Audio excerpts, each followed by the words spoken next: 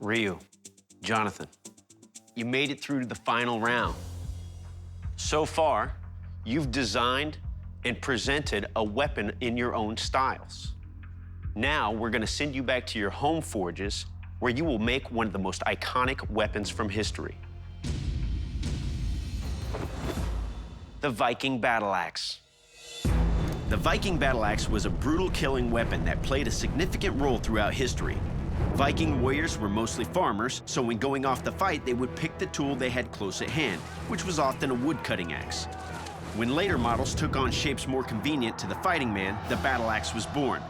The haft was made of wood, and the curved head allowed the axe to be used to hook an opponent's ankle, throwing him off balance and onto the ground, positioning the Viking to go in for the kill with the large, razor-sharp cutting edge. The battle axe has a long and colorful association with fantasy film and literature, being the weapon of choice for the dwarves in The Lord of the Rings and The Hobbit, as well as for the players of fantasy computer games such as World of Warcraft. Good luck, gentlemen. I'm Jonathan Porter, and I am a farrier, the fancy word for a horseshoer, as well as a full-time bladesmith. I'm doing a multiple layer pattern steel battle axe. The Vikings, they used a lot of multi-layered steel. Overall, this will be one sturdy axe.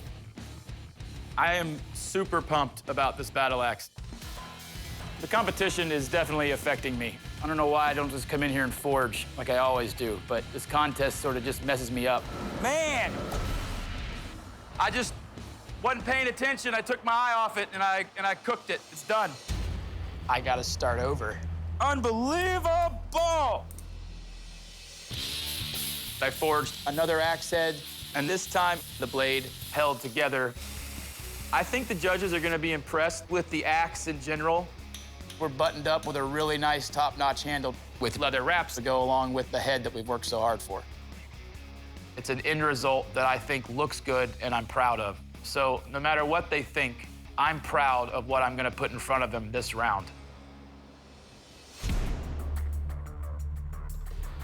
My name's Ryu Lim. I was born and raised in the Philippines. I'm an iron worker, and I make blades for a living.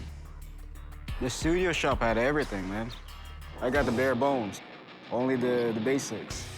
My forge is basically a cast iron pot with a hole drilled in the bottom where I attached a black pipe, and on that black pipe, I attached a hair dryer. Using the hair dryer, I introduce more oxygen, and the more oxygen you put it, the hotter it gets. I'm gonna stretch out the metal, and I'm gonna wrap it around the pipe to make an eye for the handle. I really have no heat because it's so big it doesn't fit in my forge. I had to make some adjustments to remedy that. When you're working with high-powered power tools, you gotta remember safety first. Gotta wear some eye protection and respirator. The way it's going right now, I'm not getting enough heat. I'm losing a lot of heat very quickly, so I might start over or make a new forge. The first forge wasn't working because it was too small, so I added a satellite dish around it, so I'll be able to add more coal and make a bigger fire. It's looking good right now. I could move on to the fun part. What is this? He's forging an axe. A Viking axe. The firefighters came, and unfortunately, I was delayed an hour. Your biggest thing that we got to deal with is the fact that you're too close to the building. I have to move the forge and reposition everything. Hopefully, it doesn't affect me too much towards the end. I don't have electric saws. I'm gonna have to carve this down.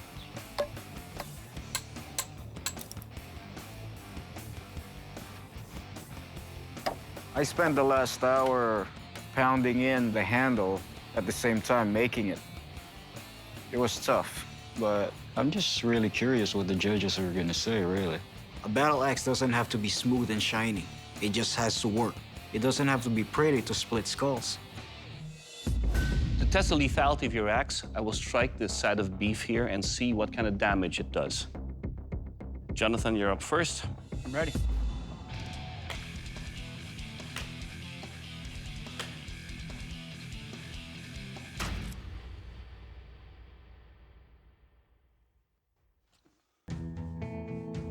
Your edge held. It crushed to 3 bones. It will kill. Yes, it will. For the next test, I'm gonna pass it over to our European historical weapons expert, Dave. Thanks, Dave. Gentlemen, the Viking axe was designed to create the maximum amount of carnage on the battlefield. To test it, in a chop test, I'm gonna take 5 blows against this hardened panel of oak. Now, oak was the common building material of the time, and this was the breaching tool of the time. Ready? All right.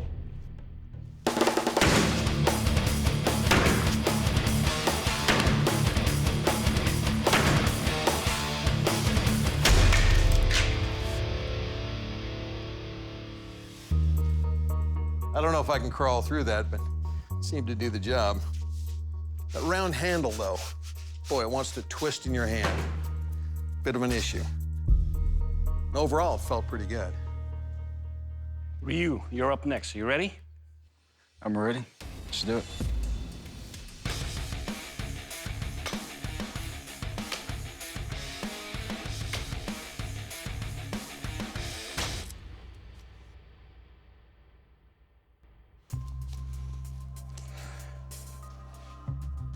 The handle's a little slippery, so first couple of tries, it was slipping off. I had to make sure that it didn't go fly off my hand. You cut about 3 and into the 4th bone. This, I believe, is a killer. Good job. Thank you very much. Dave? My axe may not be pretty, but it can definitely split some skulls.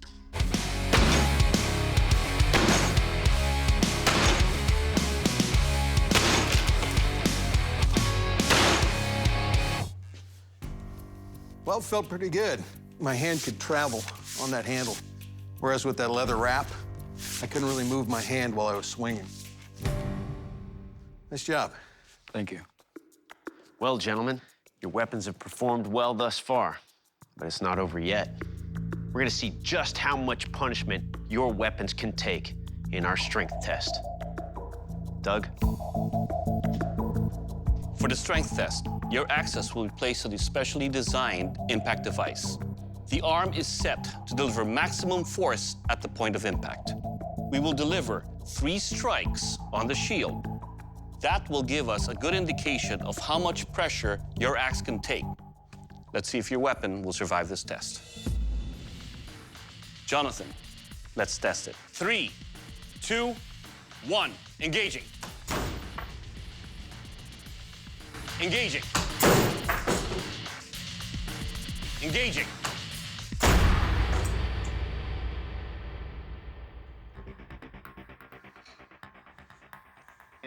I don't see any clear indentations on your edge. A little indentation on the shield. Your half seems to have held. Good job. Thank you. Ryu, you're next. 3, 2, 1, engaging.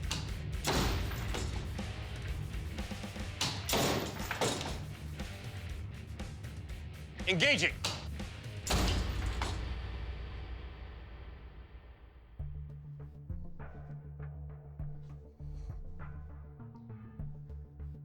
Let's split the shield in half and all the way through. Edge held. Half is still secure. Good job. You have both done yourselves proud as bladesmiths. However, in this competition, there can only be one winner. Ryu, you are the Forged in Fire champion. Congratulations. Good job, buddy. Good job, man. Jonathan, your weapon did not make the cut. Please surrender your weapon. Lee, I'm totally proud of the work that I've done. I mean, I turned in a laminated Viking battle axe, so I'm not by any means going home because I didn't do enough. In this case, Ryu just did a better job. Feel very proud right now. I worked really hard for this. I guess it paid off. If the stress level got to you in the first challenge, you were able to pull it together. I mean, you got a few issues, but you brought a true weapon you should definitely be proud of. Thank you, sir. I put my soul into forging that axe. I gave it everything I had. And now I walk out as a champion.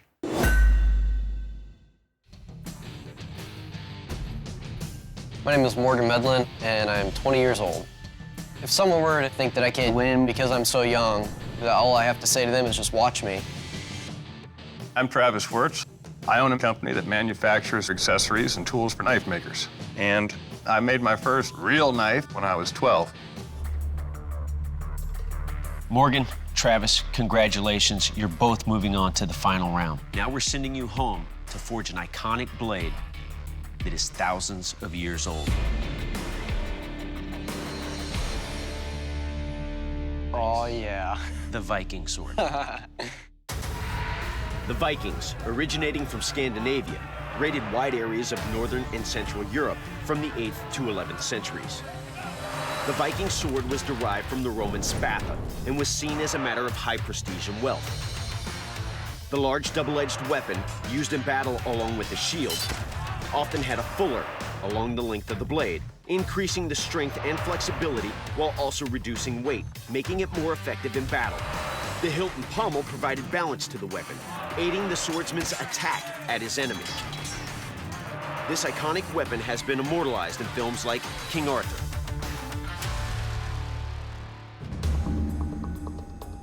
It must be a working version of that deadly weapon. The Vikings said the best blade was quenched in the piss of a red-headed virgin. I don't know any red-headed virgins, but I imagine oil will be just fine. Good luck, bladesmiths. We'll see you in 5 days. Good luck. Good luck, man. Today is day one of the Viking sword build, and I just want to get my layout nice. Your layout's pretty important. There's nothing worse than running around with a 36-inch piece of really hot steel in a non-feng shui environment. I kind of rummaged through the farm scrapyard. This is actually an arm off a chisel plow. It's spring steel, tougher than hell.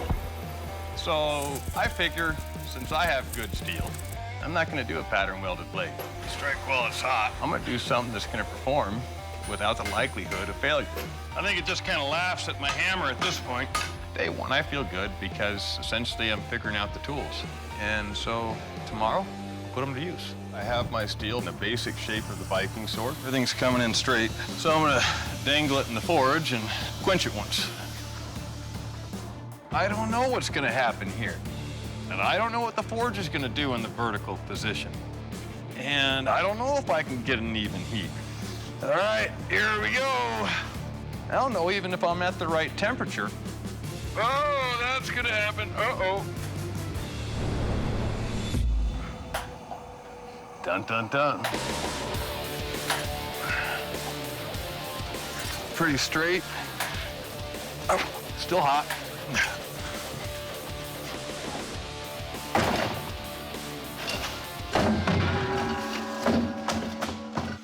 It ain't done, but it will kill.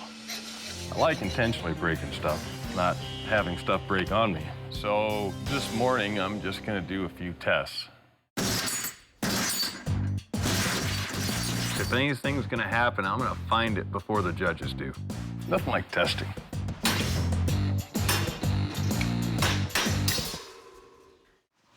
I'm no longer concerned about my steel. It took quite a bit to break off that tip, so it seems tougher than hell. I'm pretty sure it's gonna withstand anything the judges throw at it. Damn it, knock on wood. Game plan on day one is to make my Damascus billet. What really sets our blades apart is gonna be the artwork. I figure if I'm gonna make a Damascus billet, I might as well make it complicated and look nice. Normally we've got like 2 guys that do this. You can actually see the pattern already. This is a make or break moment for any blade. There's always stuff that goes wrong. Ooh.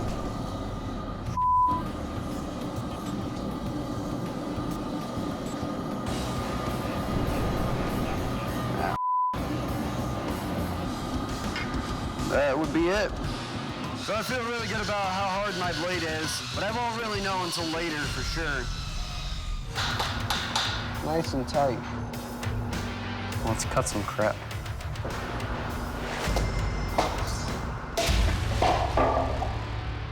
That sucks. The delamination a little bit seems to have separated enough. Got coconut in it. I really need to figure out how to get these out. I think I might have lost my heat treat from the weld. Just in case, I'm gonna have to reheat treat my blade.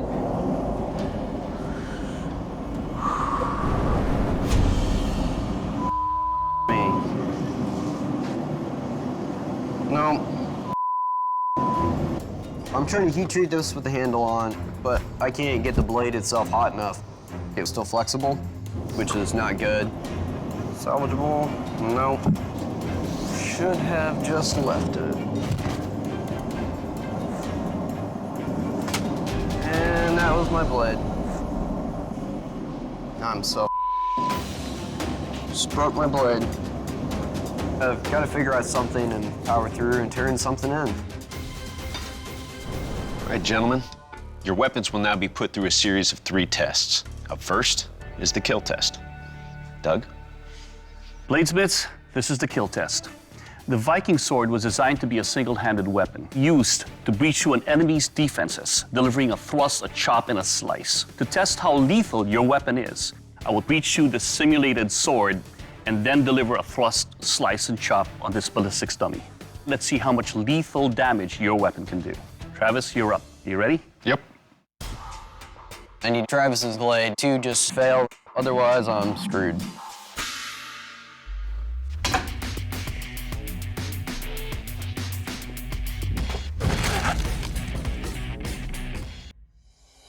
Well, Travis, you weren't kidding when you said it was a little bit heavy.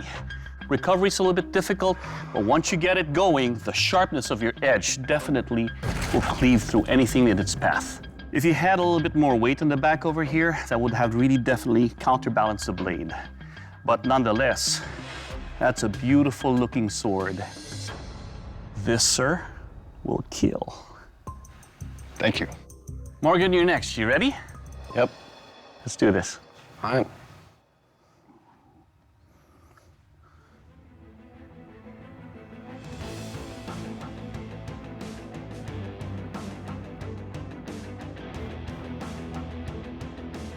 I was really striving for perfection. So you take a risk and sometimes it pays off and sometimes it doesn't. Okay, Morgan, there are a couple of issues that we have here with your sword. Number one, with the handle, it's loose. My biggest concern is on your blade itself. Not only do I see cracks, I actually see holes in your sword.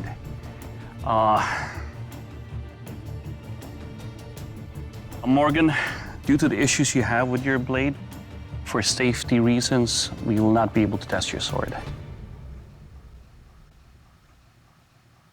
That being said, though, thank you for sticking with the challenge and presenting us with a weapon today. Gentlemen, because we cannot test Morgan's sword, we will not move forward with any other weapons tests. I knew it was coming. There was no doubts about it. So, it kind of sucks, but, you know, it is what it is.